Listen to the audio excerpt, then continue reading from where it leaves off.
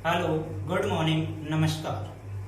तो दोस्तों, आप पढ़ रहे हैं भारत को भूगोल और भारत के भूगोल का मैं एक टॉपिक कंप्लीट कर लियो।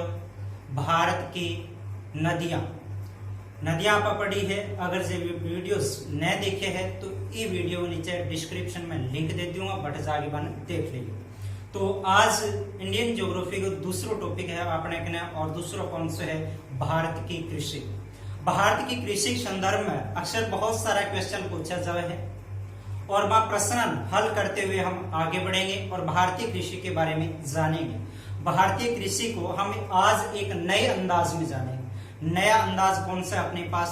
तो नया अंदाज है भारत की ग्रामीण शब्दावली। यानी कि भारत के अंदर स्टेट है, 28 स्टेट है, कुछ केंद्र शासित प्रदेश है।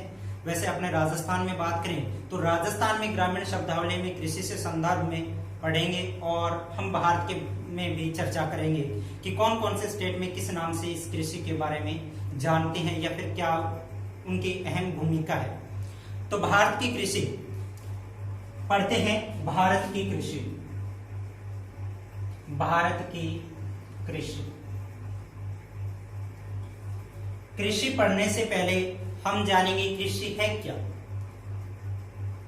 कृषि किसे कहते हैं। तो कृषि जो शब्द है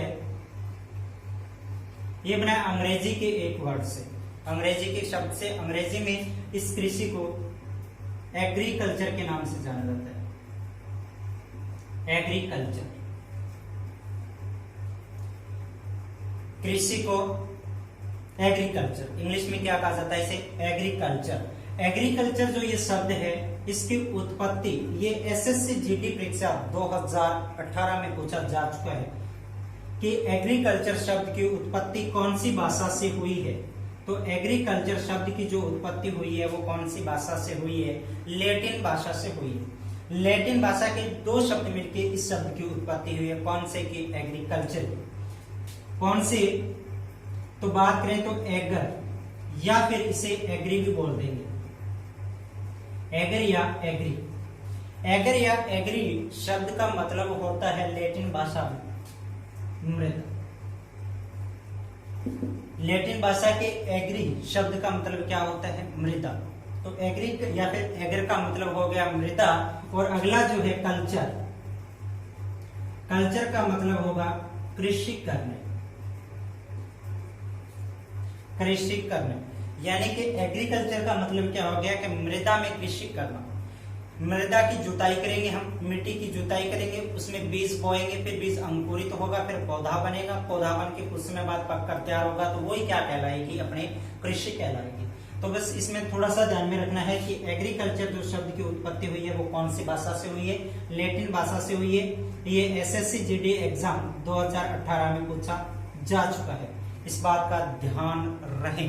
ठीक है, आगे हम पढ़ेंगे कि कृषि पढ़ने से पहले हम कई सामान्य बातें हैं उन बातों के बारे में चर्चा करेंगे कि सामान्य कौन सी बातें हैं, कैसे कृषि की जाती है। तो कृषि करने से पहले अपने ग्रामीण शब्दावली में ले, तो ग्रामीण शब्दावली में एक शब्द आता है पाड़। कौन सा? पाड़। पाड़ का मतलब क्या होता है? तो शुष्क भूमि की निराई गुड़ाई करना ही किस नाम से जाना जाता है? पाड़ के नाम से। क्या पढ़ा आपने? शुष्क भूमि की निराई गुड़ाई। शुष्क भूमि की निराई गुड़ाई करना ही किस नाम से जाना जाता है? पाड़ के नाम से जाना जाता है।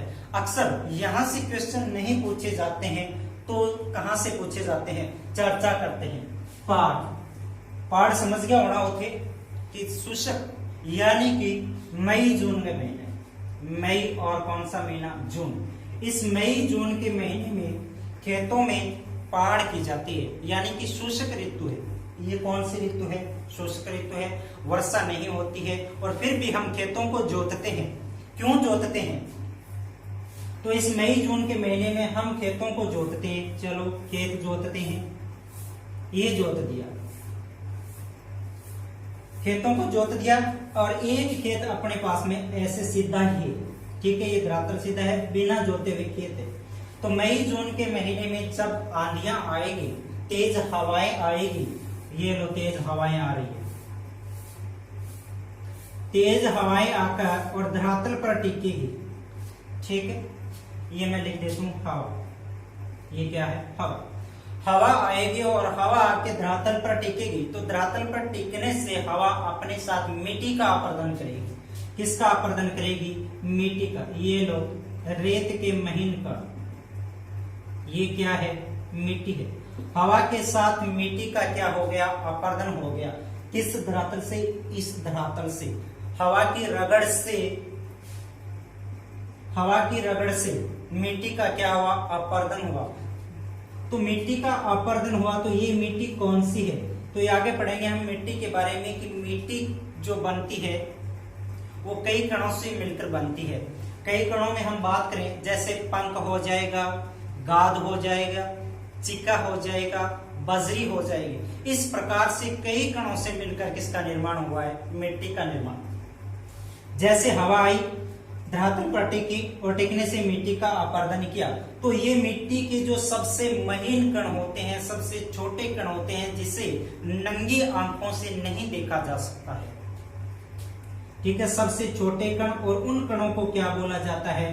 पंख कण बोला जाता है। कौन सा कण बोला जाता है इनको? पंख कण। तो हवा इस मिट्टी का अपरदन करेगी। कौन सी मिट्टी का? पंख कण वाली मिट्टी का। ठीक है, और इस पंख कण वाली मिट्टी को, यानी कि महीन जो मिट्टी है, इस मिट्टी को बोला जाता है वतोड मिट्टी। कौन सी मिट्टी? वतोड मिट्टी। तो वतोड मिट्टी का क्या हो रहा है? यहाँ हवा से अपरदन हो रहा है। ये प्रश्न भी रेलवे ग्रुप डी में पूछा जा चुका है। किसान की मौत, किसान की मौत किस मिट्टी को कहा जाता है? तो किसान की मौत किस मिट्टी को कहा जाता है? वतोड मिट्टी को कहा जाता है, जो कि मिट्टी के सबसे बारीक कण से बनी हुई है। ठीक है, तो अब जो ये मिट्टी का अपरदन हो रहा है, ये मिट्टी चलकर आई, यानी कि मिट्टी का अपरदन हो रहा है। तो अब जिस खेत में हमने निराई गुड़ाई की है, जिस खेत में हमने निराई गुड़ाई की है, और इस खेत में कुछ ऐसे लहरदार मेड़े बनी हुई है। समझ गया होगा? राजस्थानी बताऊं कितना? खेता की जुताई कर दी, और जुताई करने के बाद में कल्टीवेटर है नहीं, बस अपन खेत पोलो कर दियो, जुताई कर दी बनी। तो ई प्रकार से छोटी छोटी डोलिया सी बन जाए, लहरदार जिया बना रखी है में धरातल के हो जाए, खेत की जगह जुताई करिए भी उबड़ खाबड़ हो जाए को नहीं हो जाए नहीं।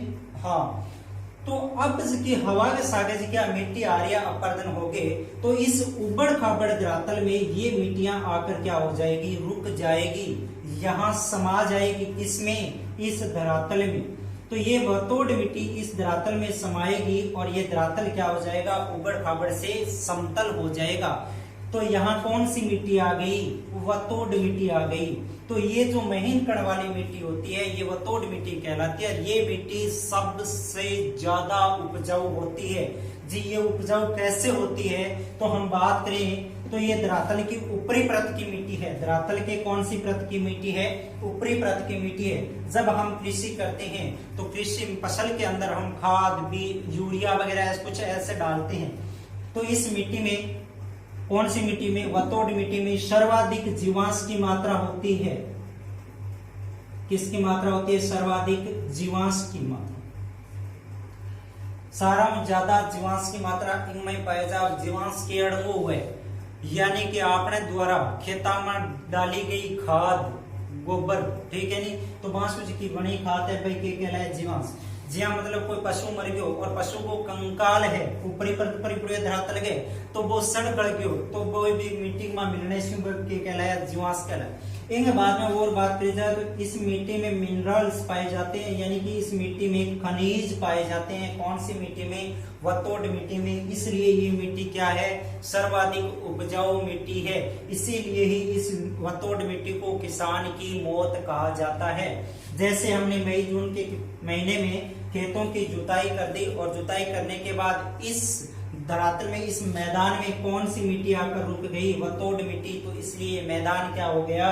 उपजाऊ हो जाएगा। मैदान कैसा हो जाएगा? उपजाऊ बाद ध्यान में आगे की तरह मई जून में जेठ के महीना में क्या खातर करी जाए खेता में पाड़े उपजाऊ बनाने खातर, क्योंकि मामा कौन सी मिट्टी आगे उपजा वतोड़ मिट्टी। अब अठे तो वतोड़ मिट्टी आगे मैदान की उग्यो उपजाऊ हो गयो, ठीक है नहीं, पर ओ धरातल की हो गयो अनुपजाऊ हो गयो जी। ओ अनुपजाऊ क्यों हो गयो, तो हवा की रगड़ सु अटकी जगह रेत का महीन कणा वतोड़ मिट्टी बातो की होगी अपर्दन होगी। तो अपर्दन होने के बाद अठे जी की मिट्टी बच्ची बा कौन सी बच्ची, मोटे कण वाली मिट्टी बच्ची, किसी की बच्ची मोटे कण, मोटे कण वाली, यानी कि यहाँ जो मिट्टी है वो कौन सी, बजरी बच्ची है। यहाँ मिट्टी का कौन सा कण बच गया, बजरी, ठीक है नहीं। अब बजरी है मिट्टी को कण की है मोटो है, तो वर्षा होगी तो मोटो कण है, तो पानी ने ज्यादा देर तक यानी कि लंबे टाइम तक इन्हें सोख के कौन रखेगी, नमी बना के कौन रखेगी। तो धरातल वो जल्दी के हो जाए वो शुष्क हो जाए, वो लंबे टाइम तक नमी कौन बना के रखे, तो धरातल के हो जाए वो शुष्क हो जाए। वो जब धरातल शुष्क हुआ तो भी क्षेत्र का वहां बोएगी फसल, तो नमी नहीं रहेगी तो वह फसल की हो जाएगी, मुरझा जाएगी, मुरझा के जल के राख हो जाएगी, ठीक है नहीं। तो वो धरातल है वो क्या हो गयो, अनुपजाऊ हो गयो। तो हवा के रगड़ से वो जो धरातल बने है इनके नाम से जाने जावे। तो हवा की रगड़ से बना धरातल किस नाम से जाना जाता है, रेग के नाम से जाना जाता है। के नाम से जाना जाए भाइयों, रेग के नाम से जाना जाए। तो रेत का महीन कण उड़ गया, अब बच्ची है बजरी अठे, यानी कि मिश्रित जो मरुस्थल है, मिश्रित क्षेत्र, ठीक है, मिश्रित यानी कि अठे बजरी का कण है, मोटा रेत का कण है, हड़की अठे चट्टाना है, और भूमि की होगी अनुपजाऊ होगी। जिसे किताबी रूप में हम पढ़ें तो किस नाम से जाना जाता है, रेग के नाम से जाना जाता है। जबकि अपने ग्रामीण शब्दावली में इस भूमि को कहा जाता है रांकड़ भूमि। के नाम से जाने जाएगा, रांकड़ भूमि। अरे सुनिए किथे मई जून में महीना मान दी चार जे, ठीक है, और हवा उड़ जे, धरातल बटन के उजे साफ हो जाए, रेत का मोटा मोटा कण बच जाए, तो बिन अपने भाषा में बिन जगह आपका कह जाए रांटियो हो गयो, के हो गयो, रांटिया। भूमि किसी होगी रांटियो हो गयो, तो वो रांटियो की है, अनुपजाऊ है। जकन के नाम से जान जाए, रांकड़ के नाम से कह देवा, या फिर अपन के नाम से जान लेवा, इन्हें रेग के नाम से जान लेवा। इतनी बात समझ में आगे की था आई है कि पल्ले पड़ी है क्या, एक बार रिवीजन मार के पढ़ी आप खेत का में पाड़ करनी पड़ी, ठीक है। पाड़ क्या बोली जाए कि शुष्क भूमि की निराई गुड़ाई करना ही किस नाम से जाना जाता है, पाड़ के नाम से। पाड़ करनी क्यों जरूरी है, ठीक है, तो पाड़ करनी इन वास्ते जरूरी है कि खेता ही आप जुताई करते हो और खेत के हो जाएगा उबड़ खाबड़ सा हो जाएगा, ठीक है। हल्की हल्की मां के बन जाएगी, मेड़ बन जाएगी, या फिर अपन सामान्य भाषा में टोड़ियां बोल देगा, ठीक है। तो हल्की हल्की मां के बन गई, मेड़ बन गई, ठीक है। अब जिये मई जून में महीना में हवा चाली, तो तेज हवा से मिट्टी को अपर्दन हो गए। ध्यान में रखो, ये तेज हवा से कौन सी मिट्टी को अपर्दन हो गया, वो वतोड़ मिट्टी को। वतोड़ मिट्टी पूछी जा चुकी है, किसान की मौत किस मिट्टी को कहा जाता है, तो कौन सी मिट्टी में कही जाए, वतोड़ मिट्टी, ठीक है। आई किसान की के कहलाई मौत। वतोड़ मिट्टी कौन सा कणा से मिलकर बनी है, बिल्कुल बारीक कणा से। और बारीक कणा की बात करा तो कितना बारीक है, बहुत ही बारीक, जमा बारीक, ठीक है।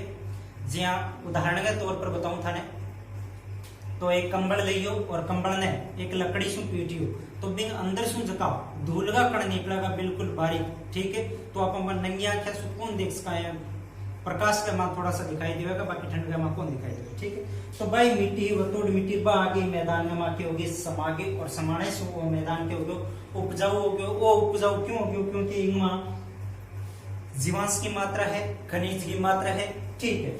तो वो मैदान हवा की रगड़ से जो मैदान बने वो के नाम से जानोगे, वो रेग के नाम से जानोगे, जैसे रांकड़ के नाम से जाने जा रहा। अपनी भाषा में कह दिया रांटियो। समझ में आगे की तरह पाड़ करनी क्यों जरूरी है, ठीक है। अब पाड़ होगी खेता की, इनके बाद गए आगे चर्चा करी जाए। तो खेतों की निराई गुड़ाई के बाद जो दूसरा जो स्टेप आता है कृषि करने में, वो स्टेप आता है सूड़ का। दूसरा स्टेप क्या है, सूड़ करना। सूड़ क्या है, व्हाट इज दिस सूड़, क्या न कहवे भाई सूड़।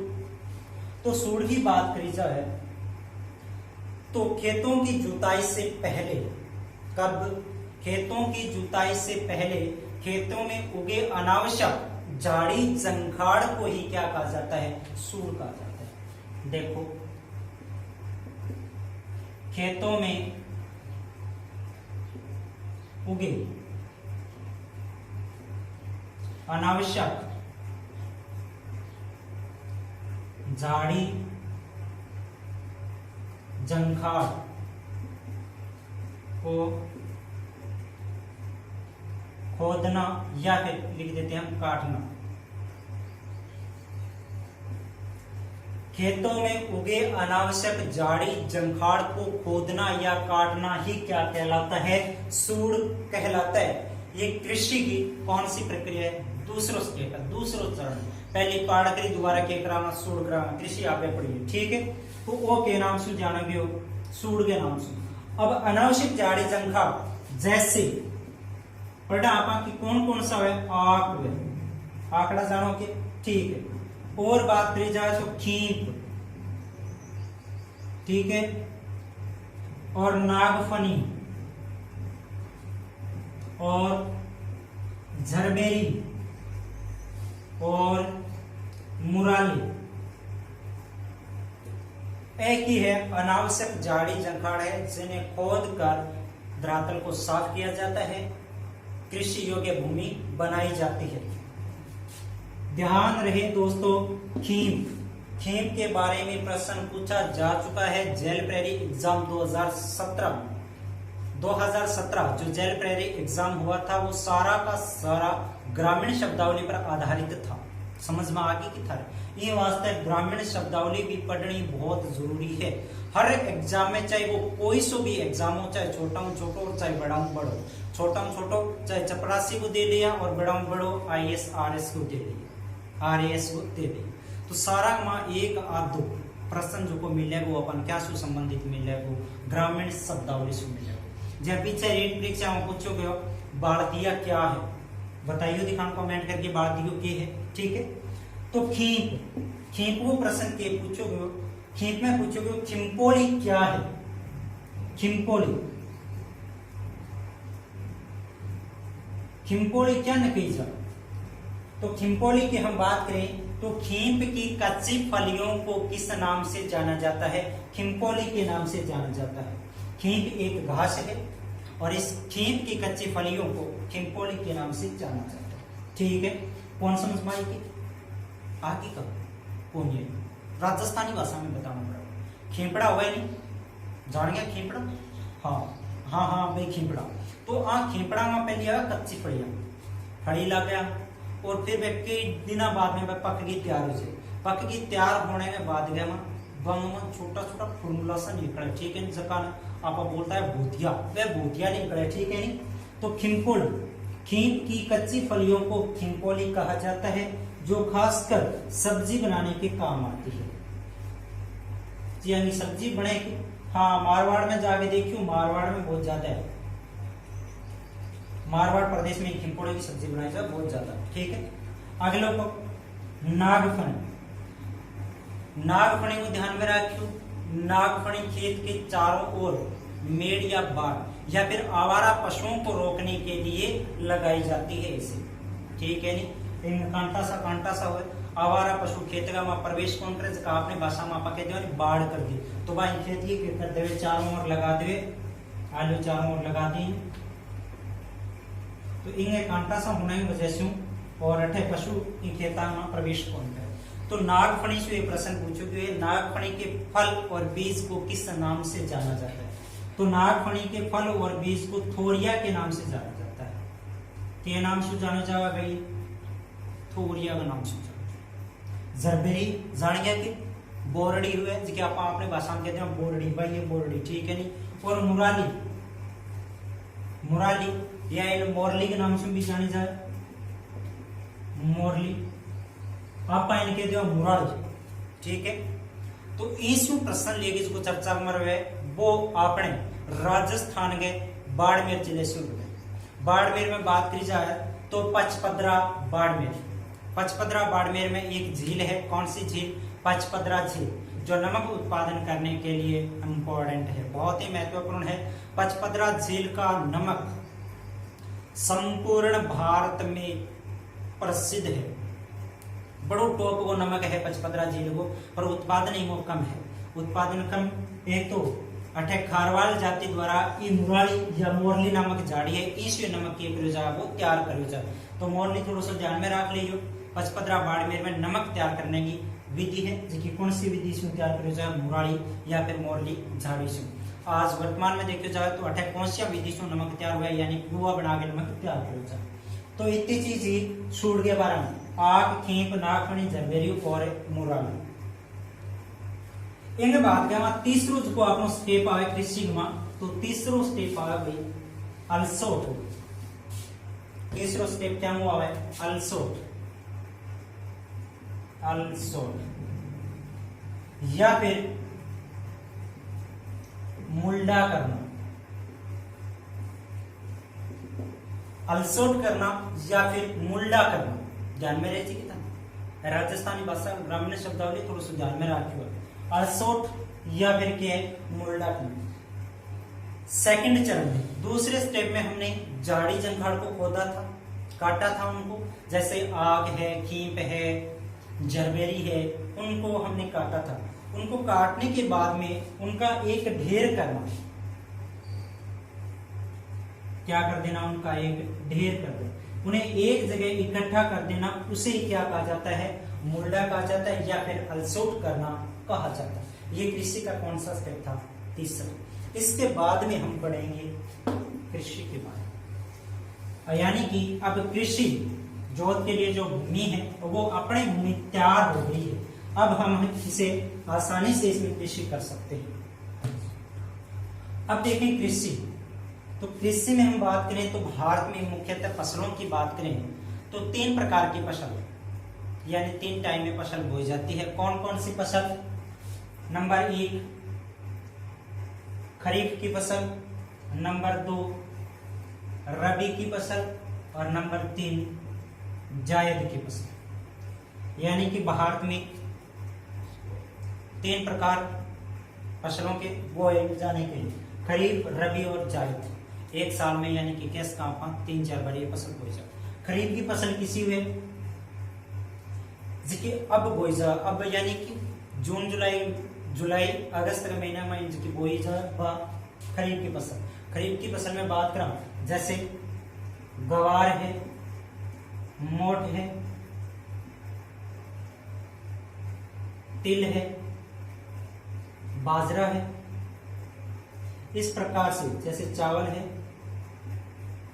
तो एक क्या आ जाएगा अपना खरीफ की फसल हो जाएगी। रबी की फसल बात करें तो सरसों है, चना है, इस प्रकार से ये क्या हो जाएगी, रबी की फसल हो जाएगी। एक एक करके पढ़ेंगे, आसानी से पढ़ेंगे हम, ठीक है। जैसे हम कृषि पढ़ेंगे, रबी की है, खरीफ की है, उसमें जायद की फसल। जायद की फसल ये मई जून में बोई जाती है। जैसे बात करें ककड़ी है,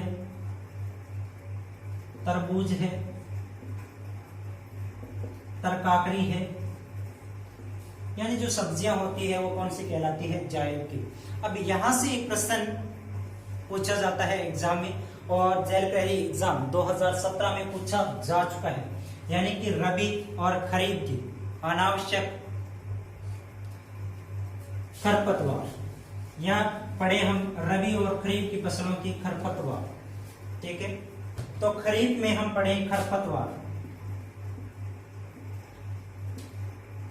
खरपतवार, तो खरपतवार क्या न कही जाए, फसल की बुआई कर दी, जिया मान लो के खेत का मापा बोयो गवार, और गवार के अलावा कोई घास है, इसके अनावश्यक वनस्पति उगी, बिन के नाम से जाना जाए खरपतवार के नाम से। अब खरीफ के माँ पढ़ना, खरीफ की फसल के माँ कौन कौन सी खरपतवार है, तो ध्यान रहे जेल प्रेरी एग्जाम 2017 में पूछा जा चुका है, अन्य कई एग्जामों में ये क्वेश्चन पूछे जा चुके हैं। खरपतवार, इन्हीं खरपतवार की बात करा तो नंबर 1 खरपतवार बुरट। खरपतवार कौन सा है, बुरट। बुरट एक घास है, इस बात का भी ध्यान रखें, बुरट। नंबर 2 की बात करें तो सेवन। सेवण खरपतवार की एक रबी खरीफ की फसल की एक अनावश्यक घास है, ठीक है। सेवण, वैसे सेवण की बात करें तो सेवण दुधारू पशुओं के लिए बहुत इंपॉर्टेंट है। जो पशु दूध दे रहे हैं उन पशुओं को खिलाने से उनमें दूध की क्षमता बढ़ती है, ठीक है। तो सेवण घास की बात करें तो सर्वाधिक ये पाई जाती है जैसलमेर। भारत में सारांश ज्यादा सबसे अधिक कौन से क्षेत्र में? जैसलमेर। इसके बाद में 3 नंबर की हम बात करें तो दामन। ये घास है, थोड़ा सा ध्यान रखना कौन सी फसल की, खरीफ की फसल की, दामन हो जाए। 4 नंबर की हम बात करें तो बरू। बरू भी क्या है? एक घास है। 5 नंबर की बात करें तो बूर। ये प्रश्न दोस्तों पूछा जा चुका है जेल प्रेरी एग्जाम 2017 में। आप पीछे 2017 के प्रश्न पत्र निकालना और उसमें खोजना। बूर को किस प्रकार से पूछा गया था? सुगनी एक प्रकार है, सुगनी प्रकार है, घास का है कि पेड़ का है, इस प्रकार से कुछ प्रश्न पूछा गया। तो सुगनी एक घास का प्रकार है, ठीक है। ध्यान में रह जी की जकान के नाम से जानी जाए, बूर के नाम से जानी जाए। और सुगनी ध्यान रखियो। पीवड़ा, पीवड़ा क्या है? एक सर्प की प्रजाति है जो 2014 राजस्थान पुलिस में पूछा गया था। पीवड़ा क्या है? सर्प की प्रजाति। तो पीवड़ा की शरण स्थली कौन से? पीवड़ा की शरण स्थली कौन सी घास है? सुगनी घास और सेवण घास। पीवड़ों सारा ज्यादा तो रहे सुगनी घास में यानी बोरगमा, और बिग बाद में रहे सेवण घास का, ठीक है। 6 नंबर की हम बात करें तो आ जाएगा डच्चाव। डच्चाव जानिए कि ठीक। 7 नंबर की हम बात करें घास, कट्टू घास। कौन सी घास आ गई? कट्टू घास। इस कट्टू घास को कहा जाता है घोड़ामोथ। घोड़ामोथ। पीछे इसका वैज्ञानिक नाम पूछा था घोड़ामोथ का, तो घोड़ामोथ का वैज्ञानिक नाम है माचिया साइपर्स रोटंडस। माचिया साइपर रोटंडस कौन सी घास? कट्टू घास या घोड़ामोथ। इस घास को खाने के लिए प्रवासी पक्षी आते हैं, विदेशी पक्षी आते हैं। और विदेशी पक्षी कौन से? कुरंजा।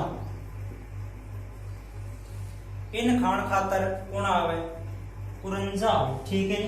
और मोचिया का कट्टू घास या घोड़ामोथ अपने राजस्थान में 3 क्षेत्र में पाई जाए। बहुत ही इंपॉर्टेंट है 3 क्षेत्र, बहुत बार एग्जाम में प्रश्न पूछा जाए। कौन कौन सा? एक तो ताल छपरा अभ्यारण्य चूरू में, खिंचन फलोदी जोधपुर में, और केला देव घना पक्षी अभ्यारण्य भरतपुर में, ठीक है। ध्यान में रखिए। तो कट्टू घास तो है कौन सी? खरीफ फसल की घास है, खरीफ की। अब बात करें पर रबी की। रबी की फसल का चर्चा करी जाए तो रबी की फसल का घास को नाम आए सांझी। और आई सांझी पूछी गई जेल पेरी एग्जाम 2017 में। ध्यान में रखिए कब पूछी गई? 2017 में। सांझी क्या है? तो सांझी एक घास है, ठीक है। कौन सी फसल की है? रबी फसल सांझी। इसके बाद में हम बात करें गोभी की। ध्यान दीजिए, गोभी सब्जी बनाने वाले गोभी को नहीं है, कई नाम से जानी जाए, ठीक है। गोभी भी कह देवे, ठीक है। और अपने राजस्थान में वाइन जाने जाए बत्तड़गे नाम से, ठीक है। के नाम से जाने जाए बत्तड़गे नाम से, और कई क्षेत्र में बेलड़ी के नाम से भी जाने जाए, ठीक है। गोभी, बत्तड़ या बेलड़ी, ठीक है। आगे बात में तो बात हुआ कौन सा हो जाएगा? बाथवा हो जाएगा, ठीक है। तो एक अनावश्यक घास है और रबी की फसल की घास है। जायद की फसल में बात करें तो जायद की फसल में कोई अनावश्यक ऐसी वैसी घासें नहीं होती है। तो अपने भारत की कृषि से संदर्भ में हमने 3 स्टेप कंप्लीट किए। ये इनकी प्रमुख घासें पड़ी है। कल जो हम पढ़ेंगे अपने भारत की कृषि के संदर्भ में कि भारत के कुल कितने भूभाग पर कृषि की जाती है, कौन कौन सी कृषि की जाती है, कौन कौन सी महत्वपूर्ण कृषि है। तो कृषि पार्ट है ये बहुत लंबा है, लगभग 3-4 वीडियो में से हम कंप्लीट करेंगे। आशा करता हूँ ये वीडियो आपको दी गई सामान्य जानकारी के आधार पर अच्छा लगा होगा। अगर अच्छा लगा हो तो लाइक, शेयर, सब्सक्राइब करना न भूलें। Thank you.